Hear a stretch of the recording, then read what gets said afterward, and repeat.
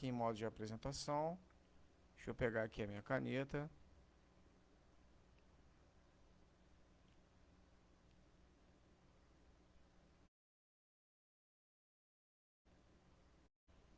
Do que era a citologia, da razão de se estudar a citologia e tudo mais, tá? Então hoje já vou pegar e vou entrar no assunto de uma vez, tá bom? Deixa eu só colocar aqui em modo de apresentação. Deixa eu pegar aqui a minha caneta.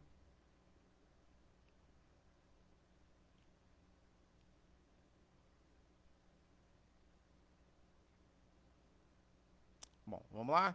Então vamos. Então olha só, como que funciona a citologia para necrópsia, tá? Quando a gente fala de citologia para necrópsia, a gente está falando de um assunto é, onde a célula ela forma toda a estrutura anatômica. Então, quando você fala assim, ó, você fala da pele, por exemplo. A pele ela é constituída de três camadas, formada de três tecidos, tá? Três regiões e que são todas essas regiões formadas por célula. Tudo bem? Quando você vai olhar, vamos fazer um estudo mais amplo aqui. Quando você fala do ser vivo em geral, ele é formado por célula. Todo ser vivo é formado por célula. Professor, então os gatos, os cães, né, os leões, animais selvagens, todos os animais são formados por células. Beleza? Quando você pega também as plantas, tá? As plantas também são seres vivos. Também são formados por células. Beleza? Então, quando você pega os protozoários, tá? Os vermes, né? Que a gente costuma chamar de vermes, né? As lombrigas, né? Da vida, os piolhos, né? Todos esses animais, todos esses seres vivos são formados por células, tá? Só que tem um detalhe: a célula ela possui classificações. Ela pode ser classificada como uma célula eucarionte e uma célula procarionte, tá bom?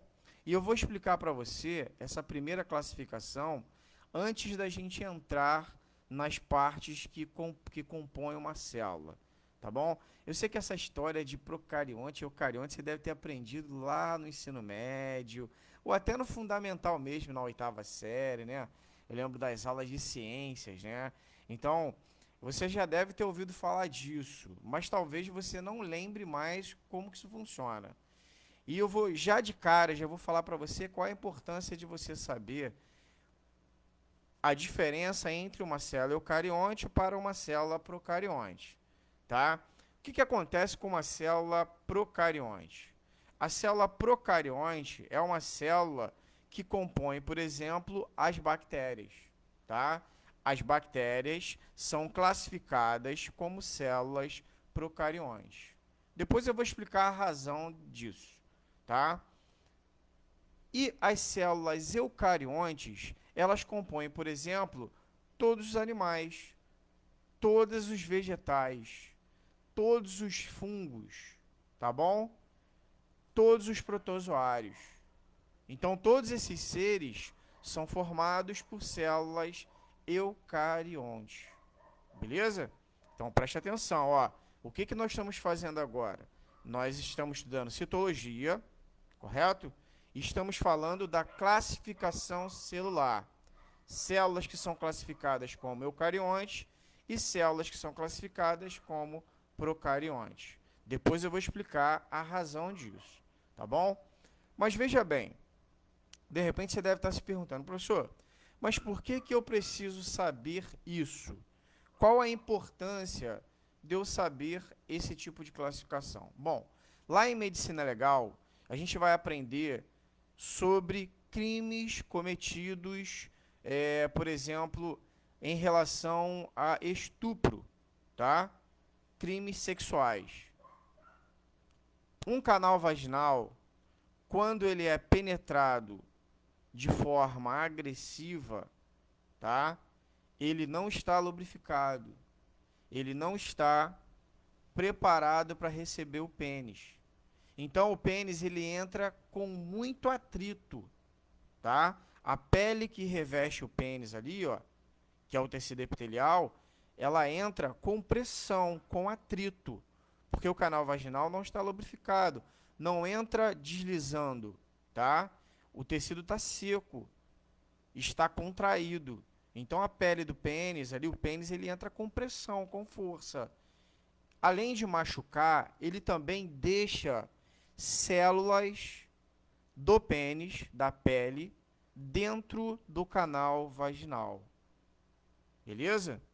O canal vaginal, ele precisa ser analisado e coletado amostras de dentro dele após um estupro.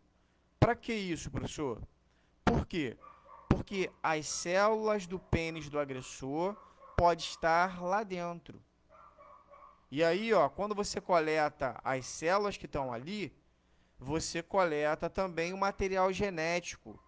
Por quê? As células possuem dentro dela material genético. E esse material genético, ele serve como forma de identificação daquele agressor, tá? Professor, então o senhor está me dizendo que com a pele do pênis eu consigo identificar o agressor? Consegue. Com a célula da pele do pênis, tá? Aí você vai perguntar assim para mim, ó, professor, mas eu ainda não entendi como que eu vou fazer isso. Calma que eu vou explicar depois em medicina legal. A única coisa que eu quero que você entenda agora é que você precisa saber classificação celular, que você precisa saber aonde se encontra o DNA. E é isso que eu vou falar para você aqui, tá bom? Eu vou dar outras classificações para você e que vai ser importante lá em medicina legal, que é o segundo módulo, tá bom? Beleza? Então, olha só, eu vou começar falando de classificação e depois eu vou aprofundar no assunto, tá bom? Vou me aprofundar no assunto. Então, vamos lá.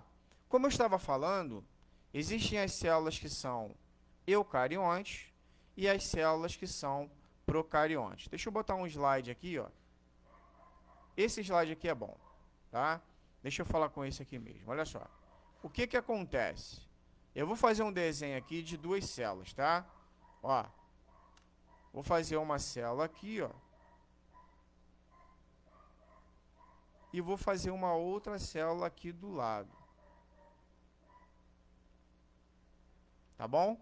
Então, presta atenção. Uma célula eucarionte, ela possui estruturas que são características dessa célula. Por exemplo, vou dar um exemplo de uma característica que só tem nas células eucariontes. Olha aqui, ó. As células eucariontes possuem núcleo celular, tá? Dentro do núcleo se encontra o DNA.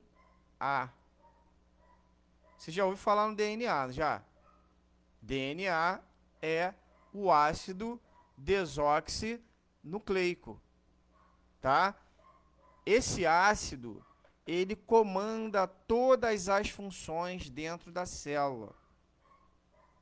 Professor, tá ficando meio confuso, calma. Calma que vai clarear depois. Deixa eu explicar primeiro. Tá confuso porque ainda não terminei a explicação, tá? Então relaxa e só presta atenção. Depois você faz as suas anotações, tá? Então vamos lá. Olha só. O DNA, ele fica dentro do núcleo celular. E o núcleo, ele é formado de membrana celular, ó, membrana celular. Esse MC aqui é membrana celular. Não, perdão, tá errado, tá? É membrana nuclear. Falei bobagem. Vou até riscar aqui, ó, para não confundir, tá?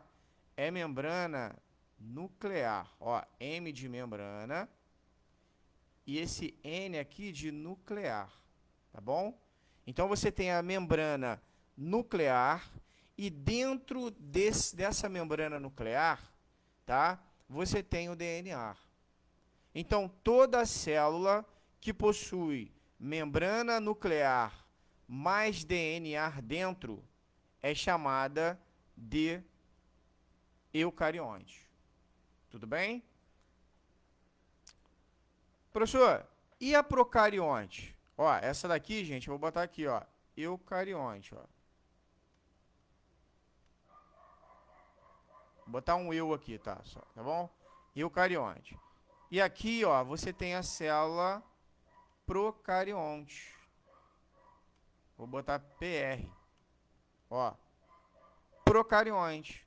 Professor, a célula procarionte, ela não possui núcleo, é isso? Isso, ela não possui núcleo. Só que tem um detalhe, ela possui DNA. Tá?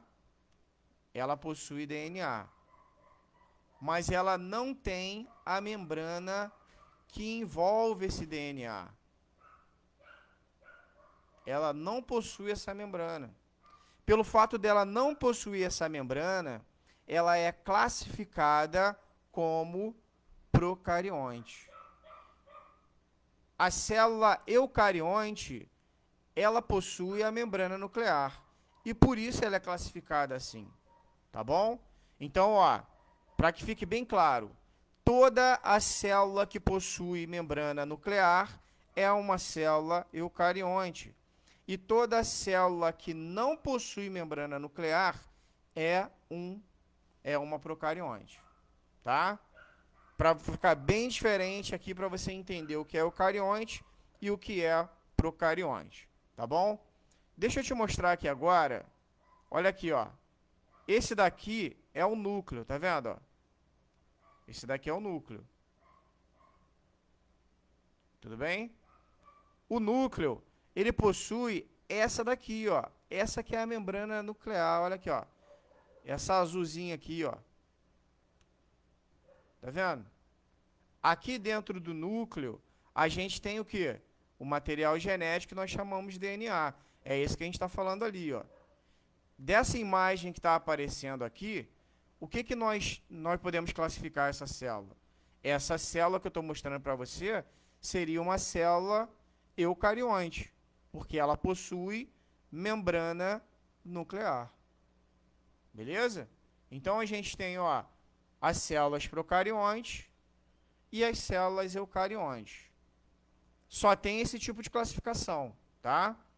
Aí você vai me perguntar, professor, então o senhor está me dizendo que o meu cachorrinho aqui de casa, o meu animal doméstico, o meu pet aqui, ele tem células e essas células possuem membrana nuclear. E ele é classificado como eucarionte. Exatamente isso. Tá? Você que está me ouvindo aí, você é um ser eucarionte. Por quê? Porque as células que compõem o seu corpo, elas possuem membrana nuclear. Ou seja, possui um núcleo revestido por essa membrana e dentro tem um material genético chamado DNA. Tá? Professor, tem outros seres vivos? Já falei, as plantas também são assim. Elas também possuem núcleo. Os fungos, sabe o que é fungo? Aquilo que dá aqueles bolorizinhos que dá no biscoito, que dá no pão, que dá na parede quando a parede está úmida. Ou então aqueles que dão algum que tem um tipo que é um cogumelo, né? Que dá aquele chapéuzinho. Deixa eu ver se eu consigo desenhar aqui para você ver.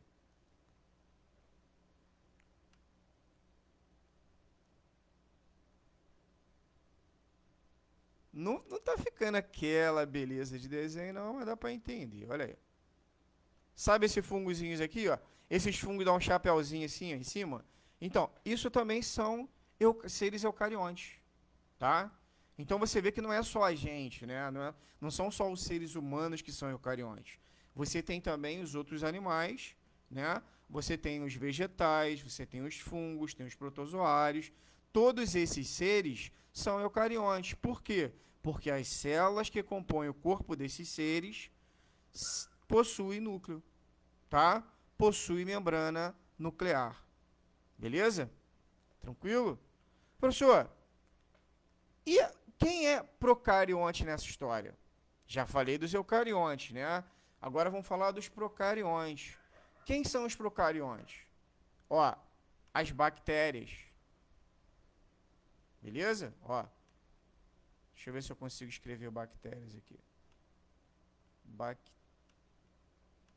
Até aqui tá bom, né, gente? Bactérias, tá? As bactérias são seres procariontes, tá? Professor, então, se a gente tiver uma infecção bacteriana, tem um ser vivo procarionte dentro de um ser procarionte? Exatamente isso. E não é só quando você pega uma infecção. Para você ter uma ideia, ó, lembra que a gente estava falando do estupro? Do canal vaginal? Então, o canal vaginal das mulheres, lógico que tem que ser das mulheres, né? O canal vaginal, ele possui inúmeras bactérias dentro do canal. É natural isso. Isso chama-se microbiota residente, tá? Professor, então você está falando que as bactérias, elas residem no nosso corpo, elas moram no nosso corpo? Sim, é isso mesmo que eu estou falando. Lembra que eu falei que você vai ter que fazer a coleta do canal vaginal para descobrir quem foi o agressor, o estuprador? Lembra disso? Então, veja bem, quando você vai fazer a coleta, você vai coletar células do agressor, vai coletar bactérias e vai coletar também células da própria vítima. Então, você tem que saber separar quem são as células eucariontes e quem são as células procariontes. Você está entendendo? Bom, se você pega uma célula e vai fazer uma análise de lâmina e você vê que ela não possui núcleo, ela é o quê? É uma bactéria. Você sabe que é uma célula procarionte. Agora, se você pega uma célula e vai fazer análise e você olha na lâmina, no microscópio, e você olha ela e vê que ela tem núcleo, o que acontece? Você sabe que essa célula é uma célula eucarionte. E essa célula pode pertencer à vítima ou pode pertencer ao agressor. E aí tem que coletar o DNA. Esse DNA que foi coletado, ele vai ser comparado. Comparado com quem? Com o DNA da vítima e com o DNA do agressor. Se o DNA do agressor bater, né, foi igual, você sabe que aquele cidadão é o responsável pelo crime cometido. Se der negativo, não foi essa pessoa que cometeu esse crime. Tem que continuar buscando esse agressor. Você está entendendo? Deixa eu contar uma história aqui para vocês, que aconteceu. Espera aí, deixa eu só beber uma água rapidinho.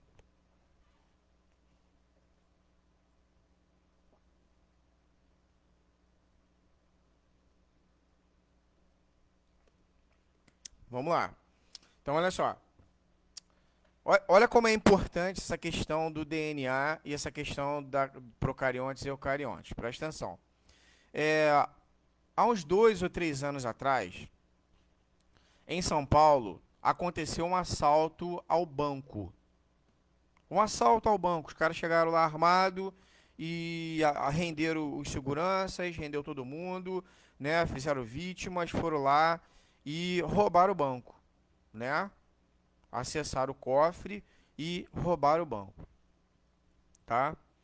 A polícia científica de São Paulo coletou todo o material genético que eles encontraram dentro do banco, todo o material genético, e catalogaram, tá?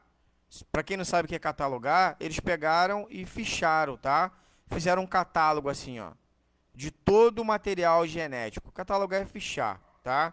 Deram nome. Aí, só que como não tinha nome daquelas pessoas, eles colocaram códigos, né? Código que representava essas pessoas.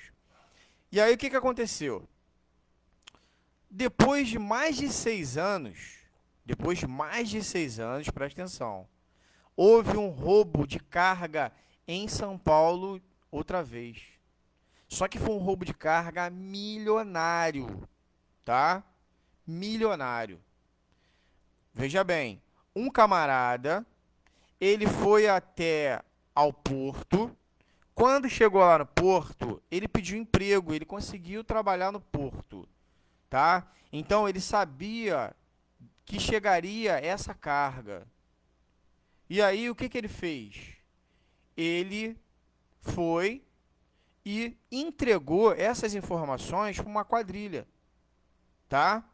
A mesma quadrilha que havia assaltado o banco há 3 anos atrás, baseado nessa data. E aí, o que que aconteceu? Só que esse camarada, ele tinha dado o nome verdadeiro dele, né? Porque ele estava trabalhando lá. Então, ele entregou a carteira de trabalho dele, ele entregou lá o CPF dele, tudo direitinho. Ele saiu como vítima da história. Por quê? Porque ele estava ali trabalhando. Só que a polícia não tinha catalogado todo o material genético que estava no banco. E aí pegaram o DNA desse cara que estava falando que não tinha culpa, que ele era uma vítima, que ele não fazia parte de quadrilha nenhuma. Pegaram o DNA dele e compararam com os DNAs, lembra os DNAs da ficha lá, ó, do catálogo? Compararam com o DNA do catálogo que estava guardado na Polícia Civil. E o que que aconteceu? Bateu, né?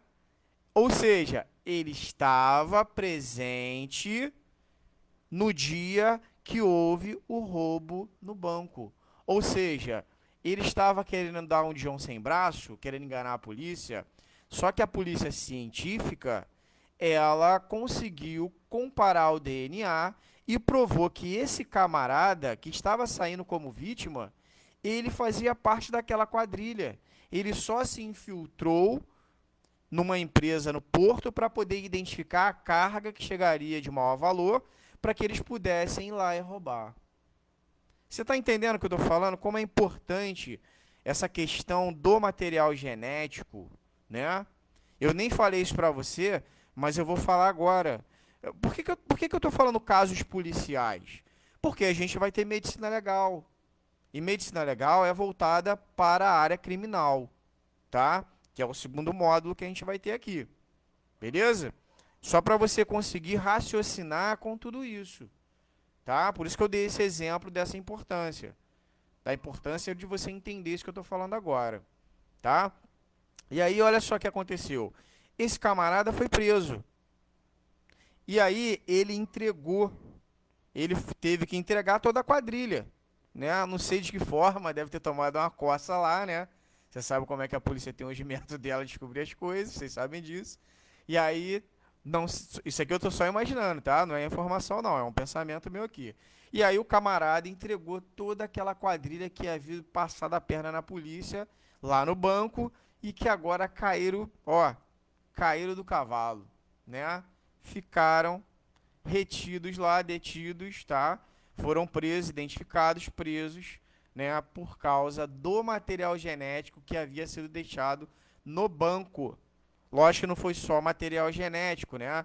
Teve também digitais e coisa mais, tá? Que a gente usa como identificação.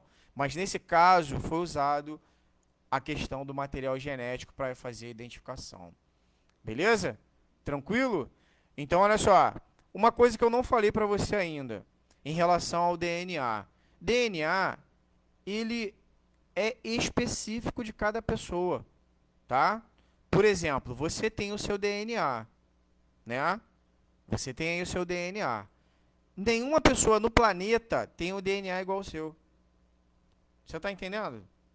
A não ser que você tenha um gêmeo, um irmão gêmeo, idêntico, tá? Aquele irmão que nasceu da mesma placenta, que ele divide o material genético. Aí o material genético é igual. Agora, qualquer outra pessoa, até o teu próprio irmão, teu irmão, a sua irmã, o seu pai, a sua mãe, eles possuem um material genético diferente de você. Você está entendendo? Então, assim, ó, não tem no mundo ninguém que tenha um DNA igual, a não ser que ele seja gêmeos idênticos, tá? Gêmeos da mesma placenta, uniplacentário, tá bom? Fora isso, não tem. Por isso que se usa o DNA como forma de identificação, né? Vou contar uma história menos trágica aqui, né? Vamos supor que você vamos supor que você engravidou ou engravidou alguém, né? dependendo do teu sexo.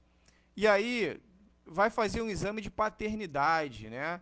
Para saber se você é pai ou se você é a mãe daquela criança. Mãe é mais raro, né? Porque mãe sabe que é mãe, ponto, né? A criança fica com a mãe ali. Mas pai não, o pai normalmente vai ali, faz o filho e casca fora, né? Tô falando uma questão aqui trágica, né? Ele vai embora e não quer dar a pensão, vai fazer um exame de DNA. Esse exame de DNA, como que ele é feito? Pega o DNA do pai, tá? Coleta o DNA do filho e faz uma comparação. Se o DNA tiver uma semelhança de uma porcentagem bem grande, ele é confirmado como pai dessa criança, tá? Mas não quer dizer que o DNA seja igual, tá? Não cai nessa asneira de achar que o DNA do pai é igual ao do filho. Não é. É diferente, tá? Só que ele tem um grau de semelhança tão grande que não tem como ser comparado com o outro pai, entendeu? Vamos supor que fossem dois pais, né? Assim, não, quem é o pai? Eu ou você? Né? O cara fica na dúvida ali. Vamos lá, vou fazer. Aí você pega lá o DNA do primeiro pai, o DNA do segundo pai e o DNA do filho e compara. Beleza? O DNA do filho vai parecer mais com um dos dois. Aquele que parecer mais, tiver uma comparação ali, tiver uma proximidade maior, esse você sabe que é pai. O outro pode até parecer, sabia? Pode até parecer. Mas veja bem, nenhum dos três tem um DNA igual. Tem um DNA parecido, semelhante. Igual, não. Volto a dizer, somente se ele for irmão, gêmeos idênticos, tá? Da mesma que nasceram da mesma placenta. Tudo bem? Beleza? Bom, então ficou aqui a nossa história a respeito de DNA. Deixa eu beber uma água aqui para a gente dar continuidade. Só um minutinho.